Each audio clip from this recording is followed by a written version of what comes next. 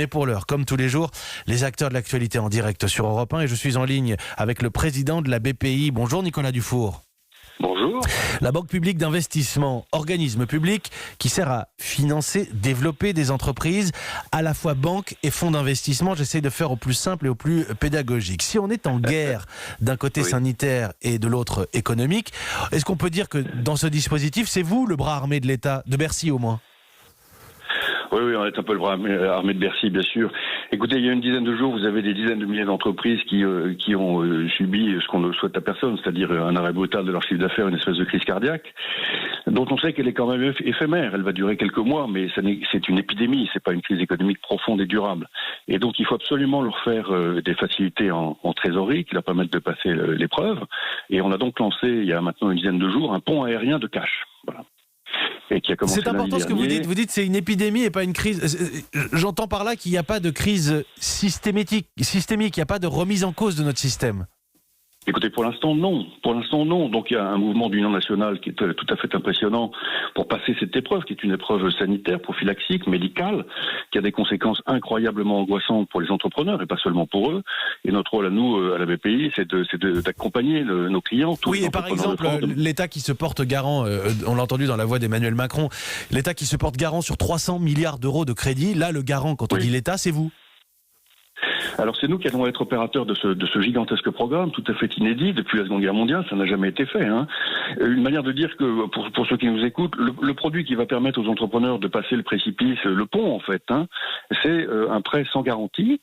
On ne prend aucune garantie sur le patrimoine de l'entrepreneur ni de l'entreprise, sur une durée qui franchit la crise. Voilà. Et ce prêt sera de la durée en fait du chiffre d'affaires perdu. Donc si c'est un mois, c'est un mois, si c'est 3 mois, c'est 3 mois de chiffre d'affaires. Alors, que ce soit pour des salaires, pour du télétravail, parce que ça implique parfois quelques investissements informatiques notamment, ou alors pour s'assurer qu'on peut payer les factures. Je suis entrepreneur, j'ai besoin d'un crédit, je vais voir ma banque, je vais vous voir vous, comment ça marche ? Alors, vous allez voir, à partir de mercredi, vous irez voir votre banque qui pourra vous confier, vous donner, vous prêter, sans garantie, de quoi passer la crise. Voilà. Et vous choisirez vous-même si vous prenez un prêt à 1 an, 2 ans, 3 ans, 4 ans ou 5 ans. C'est un dispositif qui sera annoncé demain matin par Bruno Le Maire. Vous pouvez également aller à la BPI, demander à peu près la même chose, c'est-à-dire un prêt sans garantie, de la même durée, que nous vous attribuerons. Nous faisons depuis lundi dernier des prêts sans garantie entre 10 000 euros et 30 millions d'euros. Que vous adressez directement, c'est-à-dire que ce sont des prêts que l'on contracte auprès de la Banque publique d'investissement. Oui, tout à fait. Bon, on est une des banques françaises, on est la 12e banque française, donc on a la semaine dernière attribué déjà plusieurs centaines de millions d'euros de prêts sans garantie à nos clients, qui sont venus nous appeler en masse. On a eu 25 000 appels, figurez-vous, la semaine dernière. 25 000 appels la semaine dernière seulement.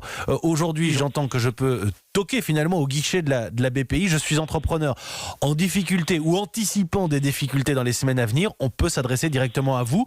On peut même, j'ai vu ça, directement vous adresser des factures.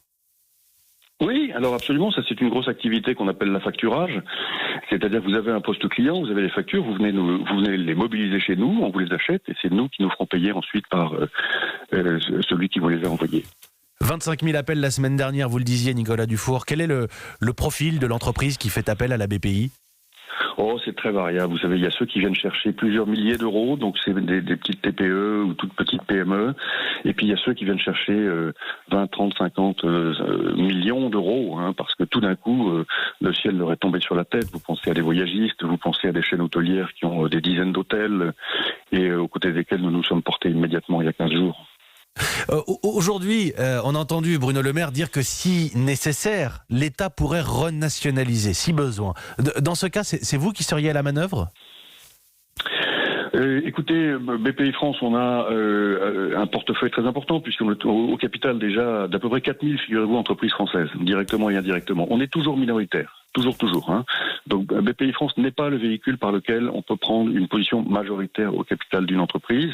Le véhicule qui permet de faire ça, c'est l'Agence des participations de l'État qui est au sein du ministère des Finances à Bercy. Mais là, vous êtes en train de vous préparer à des nationalisations ? C'est quelque chose qui existe concrètement ? Écoutez, en tout cas dans mon périmètre à moi, non. Dans le périmètre de l'État, c'est-à-dire de l'agence que je viens de citer, il est possible qu'il y ait 1 ou 2 cas d'entreprise où l'État est déjà très haut et où la conséquence d'une injection massive de cash pour leur permettre de passer l'épreuve